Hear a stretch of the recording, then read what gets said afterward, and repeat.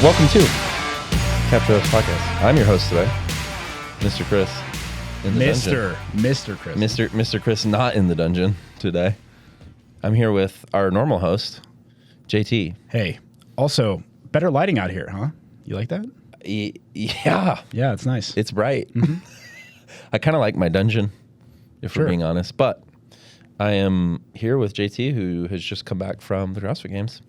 Yeah. 2025 CrossFit Games. Press pass. He was there. Bright pink. Really stood out. Shot a lot of dope stuff. Yeah.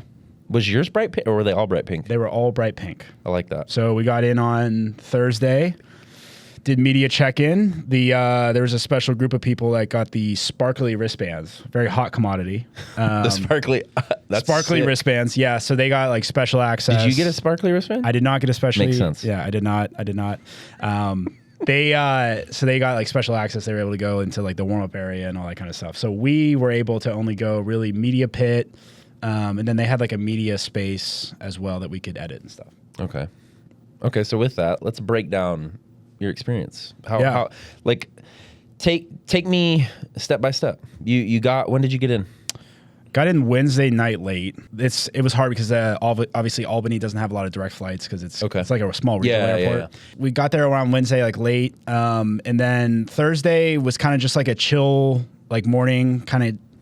I met up with Lauren and Kelly, and we were together all representing Talking Elite Fitness. So we had just like a pre-con meeting, just getting through like, hey, what do we want from this week? You know, really just tighten in on some things because we had some ideas before we actually arrived there. But once we got there, we really sat down, okay, like what are our deliverables? What do we actually want to leave here for? What am I responsible for? What is Lauren responsible for? What is Kelly responsible for? And we nailed all that out, which was really good, really helpful because then that can frame the rest of the weekend for me as to what I shoot and how I shoot it. For sure. Same with Lauren, like what kind of interviews does she want to get? What kind of conversations does she want to have? Is there overall themes? All that kind of stuff. And then we went right into the check-in. Super easy process. Walked in. Check-in was Friday? Thursday. Check-in was Thursday. Yeah, the media. Well, really, you could do media check-in at any time. Okay. We did Thursday.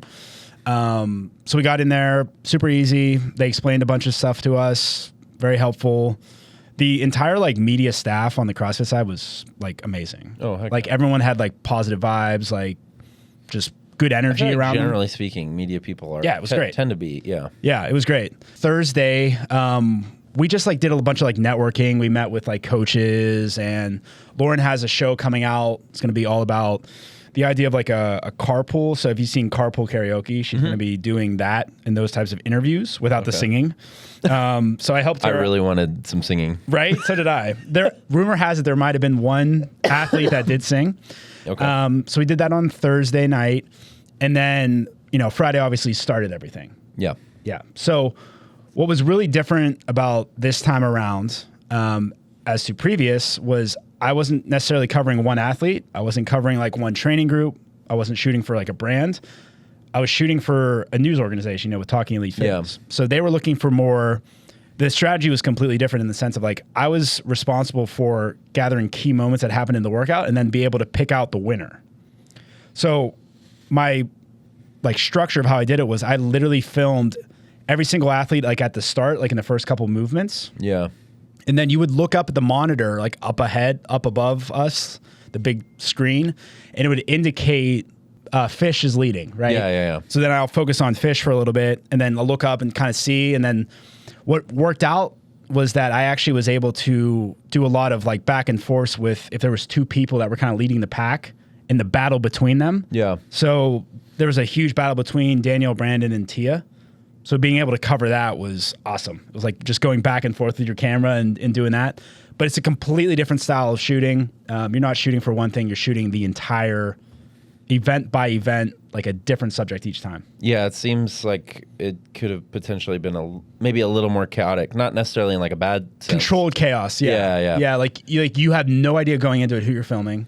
Yeah, you're kind of like playing it by ear. Yeah, you have like an idea, right? You're like, what was really cool is like we would talk beforehand, like via text and be like, okay, who should I look out for? Like anybody I need to focus on this one. Kelly was right next to me too. And she would be like, hey, focus in on this person because we think this person's going to do really well. Yeah. So we like toward their athlete strengths and whatnot. Yeah. So there's a lot more like live action. It's a lot of communication. It's a lot of live action. It's a lot of adapting. Yeah. Like you might think one way, and then all of a sudden something happens, and you're like, "Oh snap!" Yeah, it's a different element to like the team perspective. Whereas like when you and I work together as a team, that's a lot different than it is working with somebody who's like needing that content like almost immediately. Yeah, and like needing to be like it's almost like you all are setting each other up for success. Not that we don't do that, but it's in a different way. Yeah, and we were doing in between events, we would try to get like reels up. So you know, the men would finish. Yeah, because it kind of helps tell the story of like what's actually happening. Because like, obviously when us as individuals are like watching the games happen, like we can kind of tell what's happening, but you don't really get the full story without the news outlets like what you guys were working on. So like, you know, the big impactful moments, like if I got like an athlete finishing, I would, and this goes back to kind of what Colton was talking about in his podcast that will be airing a little bit later down the road. Yeah. Spoiler alert. He was talking about like the whole idea of filming to edit. So I would go in to the editing room after the event would end, both male and female, and I would already know what clips I wanted. Yeah. And I would just pull those clips. So perfect example, like I knew going in after the, I forget which event it was, Daniel Brandon versus Tia, I knew going into that, I'm like, all right, I need to pull all of Daniel Brandon's and Tia's clips and just get that out. Yeah. Or if there was like a big finish and a big yell. So like there's a Ricky Garrard clip that I have where he literally jumps up and just screams like bloody murder, like intense. And I'm like, okay, I can clip that and that can be a reel in its own, right? Yeah. And see if I have everything like on the front end that I can add to that, but just getting those moments up first and getting them out quick. So really I was pulling stuff directly from the SD card over. I wasn't even like putting on my hard drive or anything. I was just like, let's go. Yeah, just fast. Dump and edit. Yeah, and then deal with the problems later. I feel that. I feel like that is way different than what we have done together classically. I feel like talk to me about the differences between shooting how we've shot, such as like NorCal, where it's like, yes, we're focused on super specific athletes. Like, what is your approach in this almost like journalism style of shooting? Like you have to listen a lot more. Okay. You have to listen to the announcers, what they're saying, because they're giving you the information. Yeah. They'll say, you know, oh, and Tia's making a run, or like, this athlete's up by 2 or 3 reps, but here comes what's her name, you know, and having all of that information. So you have to listen, and then you have to be ready to like move your camera to whoever's doing well. Yeah, you have to like, so really focusing and like being present in like the actual what's unfolding in front of you. You're a lot more on. Yeah. Like you're on. Yeah. You know, when you're covering an athlete, really, not that you can get lazy with it, but if that's your sole focus. Yeah, like what we've talked about in previous episode, like with, when it's like you and me are shooting Cole Anderson, it's like we don't need to see him on the rower 5 million times. Exactly. You know what I'm saying? Yeah, like I totally get it. Whereas like if it's a workout where 2 athletes are going at it, like that their moment on the rower might be a lot more impactful because again, it's more of a journalism style of shooting. You're trying to tell the story of what's currently happening. Yeah, you're showing the race. Yes. You're going into it. I didn't know what to expect, but I've actually found it to be a lot more enjoyable than just filming one athlete at a time. Yeah. Which I never thought would be the case because I love that. Yeah, that's my favorite thing. I mean, shooting anything fitness, I feel like is kind of you know, within that, but it is cool to be able to experience shooting different styles. I feel like with that, I'm curious, like, what are some things that you did that you felt like worked really well in that scenario? And what are some things that you feel like you maybe could have used improvement on? Yeah. I mean, I'll start with the needs improvement. Like it took me until day 2 to realize, hey, don't transfer everything to your hard drive and then start editing. Oh, okay. Because that slowed me down tremendously. Yeah. So what I would do on the second day, I realized that's part 1. Part 2 would be when I leave the media room is when I transfer files to my hard drive. So that's when I leave an SD card there, I plug it in, I start the transfer, I go down to the next event. And then when I come back, that card's done, good to go, everything's on there, so we're set. Yeah. Because what happened the first night or the first day was that I was transferring to the hard drive, 1, and then 2, I still had a bunch of footage at the end of the day that I also had to transfer to the hard drive. So I would come home, come back to the hotel, transfer the footage, and then I'd be up until midnight waiting for footage to transfer. Yeah. So it's just realizing it's a lot of downtime. Yeah. So it's like, and especially when you just want to get into it. Yeah. Right? Yeah, You're just like, I just filmed all this stuff all day long, like high energy. If I take a break now, like I'm gonna fall asleep. I feel like that's so relatable. I feel like every creative has been in that circumstance where it's like you take a photo or you take a video and you're like, I want to work on that immediately. Yeah. It's like, I don't even care about what's coming. I just nailed that. Yeah. You're like, I know that I'm going to be proud of what I create out of this. Yeah. So that was probably the lesson learned. What went really well was the communication. Like, amazing communication. And me and Lauren have worked together in the past. Yeah. This is my first time really working with Kelly at an event. Like, Kelly does an amazing job on social media, and like we've worked together in other capacities. But being at a live event, our communication was spot on. Like, love it. Text messaging, meetings, like little like group huddles, like in between events or whenever, like spot on. Just refocus and get out. Yeah, there was no guesswork. There was no like, oh, do I need to do this? Oh, I need like, no, everything was clear. That's awesome. I feel like that communication is such a big role, especially when it seems like in that specific style of shooting in that environment, it's like everything is so fast paced. Like you don't really have time to miss a beat. No. You know, and you're not filming. We never did the same thing.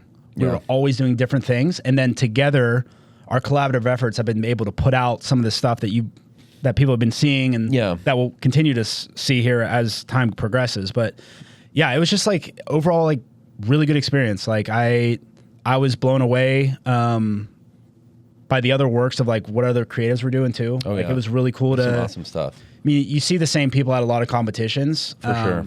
So it was really cool to see like all those creative minds in one area, and like everyone's different take on how to tell a story or how to frame an event or an athlete. And everyone is a little bit different, but they're all getting the same result of being able to show like a great experience. Yeah, I think it's cool to see from somebody as like myself who wasn't there, like the photos from the like editing room. Yeah. Where it's just like a small room jam-packed with people and computers, and I'm sure it's hot in there because there's so much body heat and computer heat. It's like there's so much going on. And again, it's like all kind of for the same but different kind of result, like you're saying. Like it's we're all creating, but it all might be for a different purpose. Like it's cool to see. Like I think that's pretty dope. I mean, it's definitely, it's like the same as the athletes. Like the athletes have like their friendships. They compete against each other all the time. Oh yeah. So like they know each other really well. Like I'm seeing that a lot more in the media side too now. It's like everyone knows each other. Everyone follows each other. Yeah. Everyone's inspired by each other. For sure. It's awesome. Yeah, it's a great environment. There's a lot of really awesome people in the media space. That's for sure. I mean, I feel like that's just kind of how creative people are. Yeah. Right? Are pretty open to and willing to help each other out. Yeah, like critique and like hey, can you run upstairs and grab my one lens? Yeah, absolutely. Grab your one lens. Yeah. You know, do you need anything? Have you had any water? Yeah, it's like, hey, I'm going up there anyway. So is there anything you need? Like, most people are, at least in my experience in the creative space, are definitely like that. I feel like we should finish this one off with, what is your favorite moment from the 2025 CrossFit Games? It's a good question, I know. That's my thing. You can't take that from me.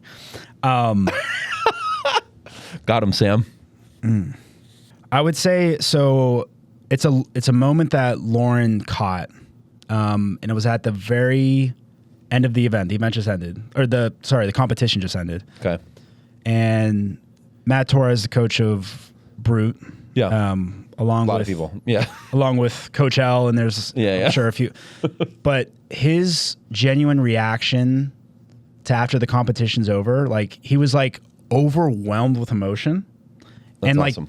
It was so cool to see that, because like, I mean, I know that coaches and athletes, like they get along really well, but like I didn't realize like to the depths that they care. Yeah. Oh yeah. Like he was in my ear all weekend yelling at his athletes in a good way. Like, come on, you got this, like that kind of stuff. And I freaking love that. That was so sick. Yeah. But yeah, that moment of the end of like realizing, okay, like, you know, we finally did it. Like that was big. That was cool. You know, the accumulation, whatever you want to call it. The culmination. Yeah. English I'm not hard. very good with words. I'm a visual guy. all of that coming. The teleprompter's broken. Yeah, the teleprompter is broken. coming to fruition though, that big moment in time where he's taking it all in. He's realizing what just happened. He's so excited and so happy for his athletes that he represents. Yeah, that's that he cool. coaches, and just like is able to like just let everything out. I think that's a side that a lot of people don't get to see. So, no, I mean, you know, now that the coaches were in the media pit, and it offered a completely different perspective that I've never considered before. That's awesome. You know, like hearing what they were saying to their athletes, how they were saying it to their athletes, how their athletes would respond to it immediately. Yeah. There's like there's a really special relationship. Yeah, there's a bond. I mean, it's trust. It's trusting. It's a bond. Like it's like when you and I work together, I trust that you're going to do exactly what I know you're going to do. Yeah. You know, it's like the athlete trusts the coach in that way. And I mean, you know, as somebody who has my own coach and who used to have my own athletes when I was coaching, it's a bond like no other. Yeah. I mean, there's a lot of love and trust and blind trust in that relationship. So yeah, it's really cool that get to experience stuff like that. But yeah, it was overall like amazing experience. Like CrossFit knocked it out of the park. The whole CrossFit team that supported the media team, like absolutely crushed it. Like love that. Had a great experience. Yeah. Heck yeah. He'd do it again. Next year. Apparently in Carson, California. TBD. Apparently though. Yeah. Maybe. I don't know. I don't know either. It's speculative. Yeah. Well, that's it for this one, guys. Thanks with our update with JT. Me. Capture Reps podcast. Yes. We'll see you guys next time. See you.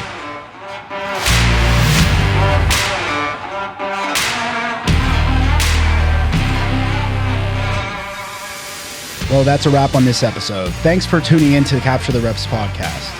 If you're a fitness creative and you found this episode helpful, please share this with a fellow creative and keep creating, keep learning, and keep capturing those reps. We'll see you next time.